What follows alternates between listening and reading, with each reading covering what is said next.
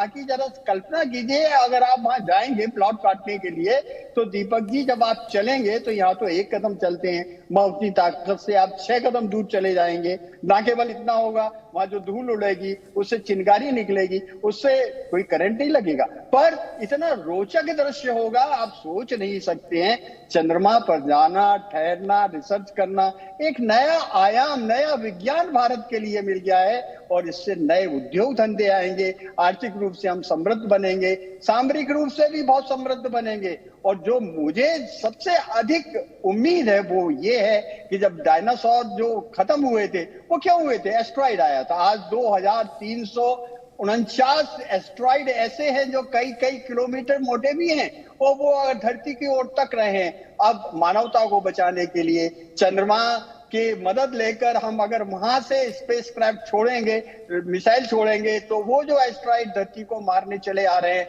उनको हम डाइवर्ट कर सकेंगे। ये मानवता की बहुत बड़ी सेवा होगी। इसलिए चंद्रयान-3 का वहां पहुंचना, सफल तरीके से लैंड करना और वहां पर अपने प्रयोग करना भारत के ही नहीं पूरी मानवता के लिए बहुत बहुत फायदेमंद चीज है।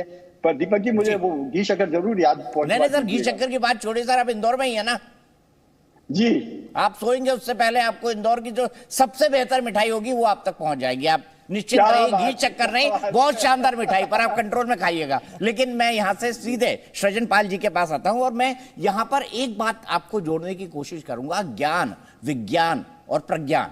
ज्ञान भी हमारी परंपरा है, विज्ञान भी वेदों से आया, उपनिषद से आया, ऐसा हमारे जो हमको दर्शन या जो अध्यात्म पढ़ाते हैं वो बताते हैं। और प्रज्ञान यानी विजडम, बुद्धि, वो हम अब चंद्रमा पर भेज चुके हैं। सृजन पाल जी, ये कितनी बड़ी छलांग है प्रज्ञान का उतरना, और प्रज्ञान से क्या क्या मिलेगा ये समझाइए आप थोड़ा तकनीकी तौर। उससे पहले मैं थोड़ा सा, आपकी स्टेटमेंट बहुत ही इंपॉर्टेंट है, क्योंकि भारत, अगर हम 800 साल का जो पीरियड था उसको छोड़ दें तो भारत का जो इतिहास है उसमें ज्ञान और विज्ञान साथ चला है।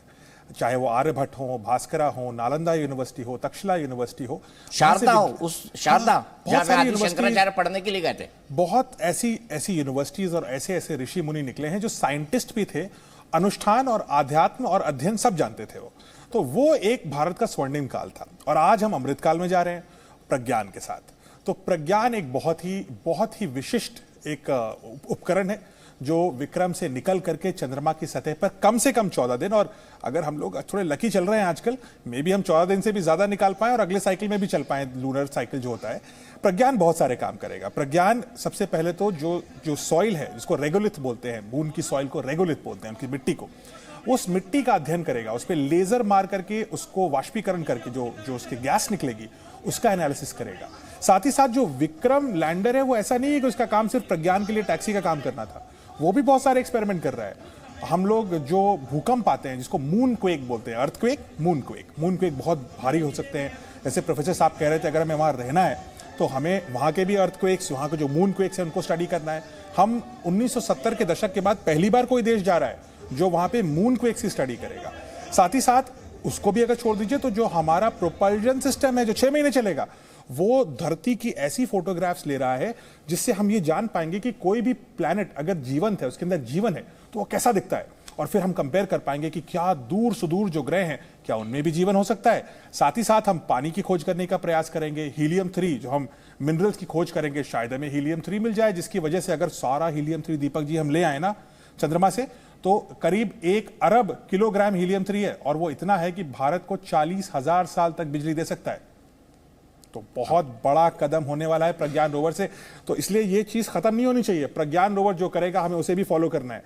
दुनिया के लिए हम ज्ञान का इतना बड़ा भंडार बनाने वाले हैं कि दुनिया भर में न जाने कितनी पीएचडीज, प्रोफेसर साहब के अंदर भी शायद कुछ पीएचडीज होंगी, बहुत सारी पीएचडीज निकलेंगी प्रज्ञान रोवर के डेटा से। जी हाँ, बिल्कुल, बहुत सारी पीएचडीज निकलेंगी। और मैं बताना चाहता हूं, आपने कहा ना ज्ञान और विज्ञान के हमारे यहाँ साथ रहे। आर्यभट्ट 0 दिया, दशमलव दिया, और सर ने बताया कि उनकी बुक गायब थी आर्यभट्ट का, उसको संस्कृत से इंग्लिश में ट्रांसलेट किया गया। जो दशमलव के कैलकुलेशन उन्होंने सदियों पहले कर दिए वो आज हमारे साइंटिस्ट समझ रहे हैं, उसको पढ़ने की कोशिश कर रहे हैं। चिकित्सा विज्ञान, चरक संहिता, इसके बारे में योग विज्ञान, महर्षि पतंजलि, और हमारे भगवान शंकर तो सबसे बड़े योगी है। सबसे बड़े योगी जो है वो भगवान शंकर है। इसके बाद आप चलते जाइए, डीएनए हरगोविंद खुराना, और उसके साथ ही साथ सीवी रमन इफेक्ट, फिजिक्स का सबसे बड़ा ब्रैको चंद्रशेखर जी। तो ये हमारा इतिहास है, और ये इस इतिहास पर हमें गर्व करना चाहिए। बट अनफॉर्चुनेट हम इतिहास को बहुत संक्षिप्त दृष्टि से देखते हैं,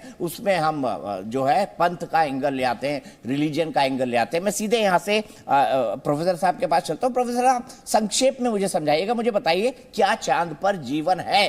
क्या चांद पर एक कॉलोनी बस सकती है? चांद पर हमको कॉलोनी बनाना पड़ेगी, बसाना पड़ेगी, क्योंकि ये भविष्य के लिए बहुत आवश्यक है। और वो कैसे बनेगी, क्या बनेगी, ये एक समस्या है जो तकनीकी हिसाब से उसको हम सॉल्व कर लेंगे, ऐसा मुझे पूरा विश्वास है। क्यों लेकर ना केवल वहां कॉलोनी बनेगी, बल्कि वहां एक बहुत बड़ी प्रयोगशाला बनेगी। दीपक जी, जैसा मैंने पहले भी कहा है कि चंद्रमा पर हमारा चंद्रयान-3 का मिशन इसलिए बहुत आवश्यक है, ये देश की सुरक्षा के लिए भी बहुत जरूरी है। मेरा अपना विचार ये है कि प्रथम विश्व युद्ध को आप देखिए, उसमें उपलब्धि क्या थी? हवाई जहाज था। द्वितीय विश्व युद्ध में क्या उपलब्धि थी? एटम बम था। अगर तीसरा विश्व युद्ध हुआ, अभी तो रूस यूक्रेन में जो युद्ध चल रहा है, आपने पहले कभी नहीं सोचा था कि ड्रोन वहां पर काम में आएगा। अब अगर तीसरा विश्व युद्ध भगवान ना करे कभी हो, तो आप निश्चित मानिए वो ना तो जमीन पर होगा, ना पानी में होगा, ना आसमान में होगा, वो अंतरिक्ष में होगा। और हम उस दिशा में काम कर रहे हैं। इसलिए कर रहे हैं कि हमने एक मिसाइल से, एक डमी मिसाइल को अंतरिक्ष में फोड़ के सटीक निशाना लगाकर बता दिया है। क्योंकि अब अगर कभी भी युद्ध होगा तो निश्चित मानिएगा कि दुश्मन देश हमारे जितने भी नेवी के एयरफोर्स के जो नेविगेशन सैटेलाइट हैं, उनको नष्ट कर देगा। और तब हमारे पास एकमात्र ऐसा स्टेशन चंद्रमा पर रहेगा जो हम अपने युद्ध को सकुशल अपन संचालित कर सकेंगे। देखिएगा, युद्ध कोई आवश्यक नहीं है, वो होना भी नहीं चाहिए, लेकिन उसकी तैयारी करना बहुत जरूरी है। आज की तारीख में वही जिंदा रह सकता, सर्वाइवल ऑफ फिटेस्ट, जिसके हाथ में ताकत है, मानसिक बुद्धि है और सकारात्मक कार्य करने की क्षमता है। जिसकी टूटी बचती है वो सिर्फ डंके की चोट पर तभी बचती है जब हमारे बाहुबल मजबूत हो और हमारे पास आर्थिक स्थिति मजबूत हो। और इन दोनों दिशा में हमारा देश जो बढ़ रहा है, उसके लिए दीपक जी मैं आपको और हमारे राष्ट्र निर्माताओं को सबको बधाई देना चाहूंगा। और वो दिन निश्चित नहीं है कि भारत सुपर पावर बन जाएगा दीपक जी। ठीक है, मैं दिखा रहा हूं शॉर्ट्स।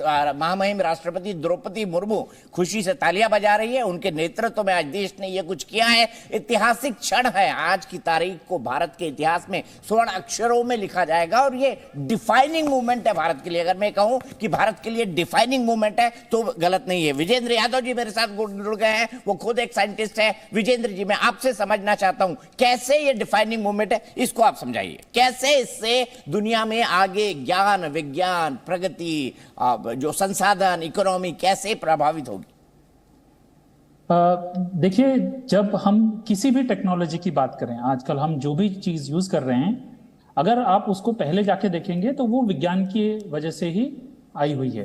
अब जैसे आजकल हमारे पास, सबके पास मोबाइल फोन है, हर फोन में 4-4, 5-5 कैमरे आ गए हैं, तो हम रोजाना मोबाइल से पिक्चर खींचते हैं। लेकिन उसके अंदर जो सेंसर लगा हुआ है, वो पहले कभी खगोल वैज्ञानिकों ने उसी सेंसर का इस्तेमाल करके खगोल विज्ञान की रिसर्च के लिए, शोध के लिए उनके टेलीस्कोपों के ऊपर उसका इस्तेमाल किया था। और जब ये चीज, या आप और कोई भी टेक्नोलॉजी ले लें, तो पहले वो साइंटिस्ट उसकी खोज करते हैं, उसको और सुधारते हैं, उसमें इम्प्रूवमेंट लाते हैं, और फिर उसी का इस्तेमाल करके अप्लाइड साइंटिस्ट कोई ऐसी चीज बनाते हैं, इंजीनियर्स ऐसी चीज बनाते हैं जिसका इस्तेमाल रोजमर्रा में किया जा सकता है। तो आपके पास फ्यूचर टेक्नोलॉजीज तभी आएंगी जब आप एक साइंटिफिक रिसर्च में कदम आगे बढ़ाएंगे। तो अभी जैसे आपने बाकी लोगों से भी सुना कि ये जो मिशन है, इसमें ये भारत सिर्फ चौथा ऐसा देश है जो चंद्रमा पर कोई भी यान उतार पाया है, और पहला ऐसा देश है जो दक्षिणी ध्रुव के पास गया है। अब ये इस मिशन में हमारा जो सबसे पहला जो उद्देश्य था वो ये था कि हम किसी लैंडर को वहां पर उतार सकें। ये वही हमारा सबसे बड़ा गोल था। इस पर कुछ साइंटिफिक इंस्ट्रूमेंट्स भी लगे हुए हैं जिससे हमें डेटा वगैरह आएगा। जी न्यूज़।